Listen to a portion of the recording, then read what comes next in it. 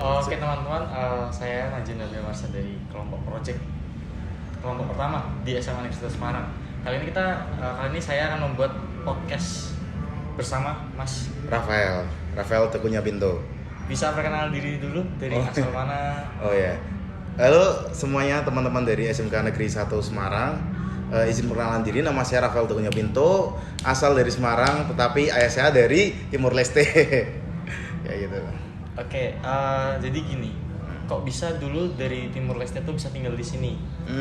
Kalau misalnya itu kan, jadi ceritanya dulu itu kan ayah itu kan adalah seorang pelajar yang berprestasi di Timor Leste situ.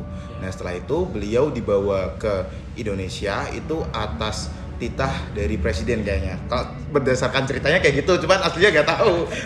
Biasanya kan orang tua sering bohong, tapi ya mungkin ada kebenarannya juga. Soalnya kan waktu itu tinggal sama bupati. Terus beliau disuruh ke Indonesia untuk menjadi seorang PNS. Nah habis itu beliau kerja di Semarang, langsung ditugaskan di Semarang, terus ketemu ibu saya, baru lahirlah saya di sini di Semarang.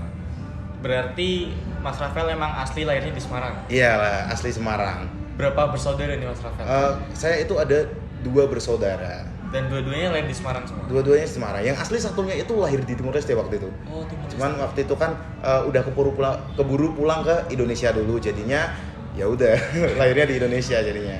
Terakhir kali Mas Rafael ke Timor Leste itu kapan? Kalau misalnya terakhir pulang ke Timor Leste itu kelas 4 SD waktu itu. Sekarang udah semester 1 maba di salah satu universitas di Semarang. Tapi kemarin pada bulan Juni 2023 itu sekeluarga itu pulang sana. Aku diajak yang asli, tetapi karena ada tanggung jawab yang besar dan aku berpikir kalau aku gak bisa tinggalin tanggung jawab itu karena aku bakal mendapatkan banyak pengalaman dari tanggung jawab itu. Jadi aku lebih memberatkan diriku pada tanggung jawab itu. Oh iya. Ini jadi saya tuh di sini ada beberapa pertanyaan buat Mas Rafael. Boleh. Mungkin sekitar ada 5 atau 6 pertanyaan. 10 gak apa-apa. Oke. Jadi gini, di tema kali ini tuh kita mendapatkan tema ras. Iya. Jadi gimana sih Mas Rafael mendefinisikan ras di sebagian kalangan pelajar? Kalau ras sebagai apa tadi? Di kalangan pelajar. Ras di kalangan pelajar. Mungkin aku menjawabnya secara umum aja ya, soalnya waktu masih jadi pelajar kan aku sering bolos jadi. Yeah. Aku jawab secara umum aja. Jadi ras menurut aku itu adalah suatu keunikan setiap suatu kaum atau kelompok yang keunikan itu sendiri itu membuat mereka itu terlihat berbeda. Jadi mereka itu bisa dibedakan melalui keunikan mereka masing-masing. Jadi mungkin kalau misalnya untuk perbedaan apa tadi? Perbedaan ras di kalangan pelajar. Perbedaan ras di kalangan pelajar mungkin lebih ke arah kayak banyak nih orang yang berasal dari penjuru Indonesia itu datang untuk belajar di suatu tempat. Nah, mungkin itu kalau dari aku. Nah, dulu kan waktu sekolah kan rata-rata di sekolah itu kan kebanyakan orang Jawa nih. Sedangkan Mas Rafael itu celupan di Timor Leste. Nah, ketika mereka pertama kali lihat Mas Rafael tuh tanggapannya gimana itu? Kalau itu dari awal waktu kecil sampai dewasa itu benar-benar beda sih rasanya. Maksudnya ketika kecil, ketika aku belum tahu kayak dunia itu seperti apa dan bagaimana cara saya men-treatment diri saya sendiri terhadap orang-orang sekitar. Jadinya waktu kecil jujur aja sering mendapatkan diskriminasi. Kayak wah ini hitam, monyet, gini-gini. Sering banget dapat diskriminasi. Terus kayak membuat aku yang waktu itu tuh kayak gak punya mental untuk ngapa-ngapain, sampai sering down juga, apalagi waktu SD itu yang paling parahnya, jadi dibully lah gini-gini. Tetapi dari sisi situ yang membuat aku belajar juga. Di SMP aku belajar untuk memiliki pembawaan yang lebih baik. Jadi di SMP itu tetap ada kayak diskriminasi, terus kayak ada kesenjangan gitu-gitulah. Nah baru di SMK itu aku kayak lebih luas aja gitu, karena aku sudah tahu pembawaannya harus seperti apa, jadi lebih dihormati. Bahkan orang-orang ketika melihat wajahku itu kayak wah ini orang Timur, pasti orang ini menakutkan, ini orang ini pasti pembunuh gitu kan. Karena emang dari tanggapan orang kecil yang di SD sama di ketika kita besar tuh emang berbeda ya? Ya itu kembali ke pembawaan, tapi ya intinya itu kayak menjadi sesuatu yang berbeda itu rasanya lumayan sulit karena kita akan menjadi suatu center point di situ. Jadi benar. Kita akan selalu dipandang, mudah diingat juga. Apabila kita ada suatu kayak kelemahan, pasti kita akan diinjak-injak seperti itu. Nah, jadi tadi kan di ceritanya Mas Rafael tuh waktu SD tuh sering banget nih didiskriminasi. Nah, pas kecil dulu tuh nanggepinya Mas Rafael tuh gimana dengan ketika didiskriminasi? Waktu itu nanggepinnya ya udah sabarin aja kan, karena percuma, aku cuma sendiri. Kalau misalnya yang lawan ratusan manusia Jawa kan gak bakal kuat kan. Satu sekolah lawan satu orang timur ya tetap orang timur itu kalah sekuat-kuatnya mereka kan, fisiknya mereka.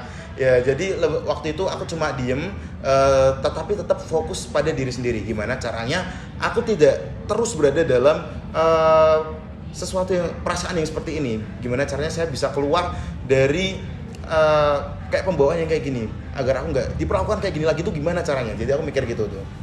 Jadi dari dulu itu pernah nggak sih dari diskriminasi itu tuh jadi kesangkut paut ke guru-guru lain, akhirnya diselesaiin lah masalah itu? Kalau itu kalau diinget-inget ya sebenarnya sedih, cuman kan karena aku sendiri udah ikhlas, tapi ya udahlah. Jadi dulu waktu kecil itu kesangkut, tetapi guru-guru ikut bully aku waktu itu.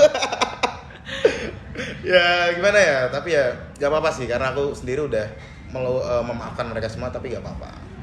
Semakin beranjaknya dewasa buat sekarang ini, kalau diingat-ingat nih dari oknum-oknum dulu yang pernah diskriminasi Mas Rafael tuh ada rasa sedikit dendam gak sih kepada mereka? Ya kalau dendam itu puji Tuhan udah gak ada sama sekali, karena dari banyaknya rasa sakit itu menghasilkan suatu banyak pelajaran buat aku.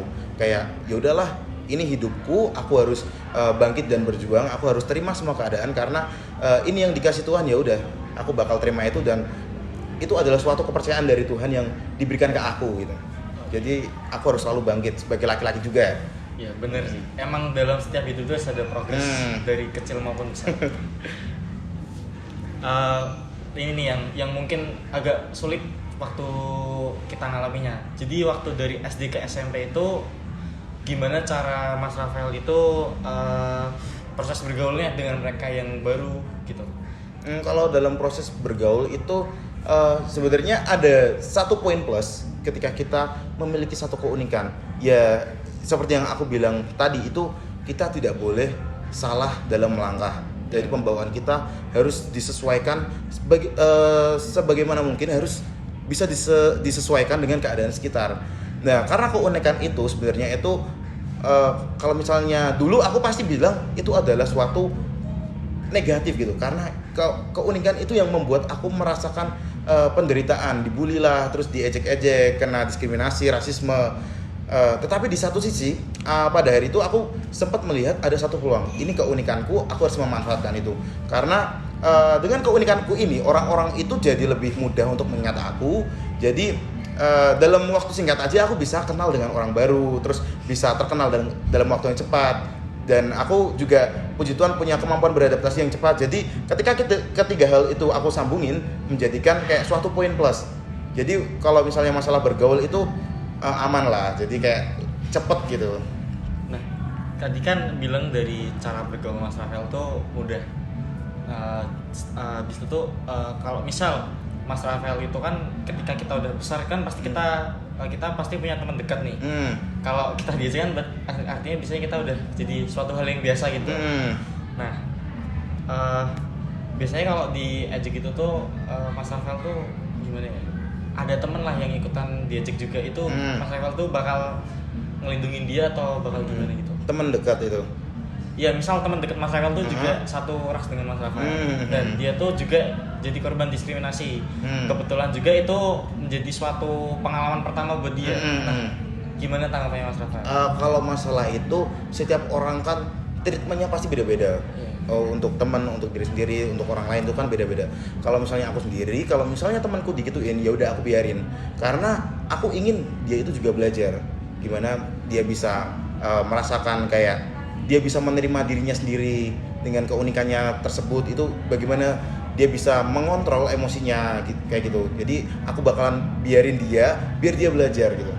Berarti Mas Rafael mungkin cuma hanya membantu dengan memberi sebuah solusi atau ya itu.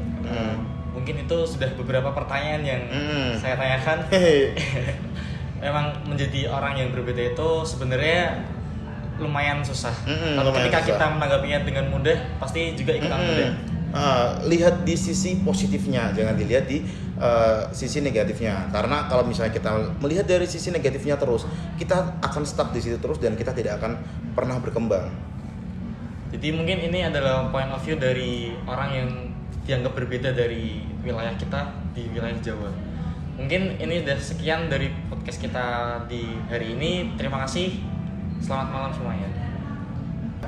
Gini teman-teman, untuk teman-teman yang sampai sekarang ini masih merasakan diskriminasi, tenang saja, tidak usah dimasukkan ke hati terlalu dalam. Pokoknya kita sebagai manusia yang unik, manusia yang berbeda di dalam suatu kelompok, kita harus selalu kuat dan kita jangan pernah menganggap keunikan kita itu adalah suatu negatif. Kita harus selalu melihat sisi positifnya karena gimana ya, yang namanya unik itu kan pasti berbeda. Dimana kita jika memperlakukan sesuatu yang berbeda itu dengan baik, maka akan menghasilkan sesuatu yang positif seperti itu.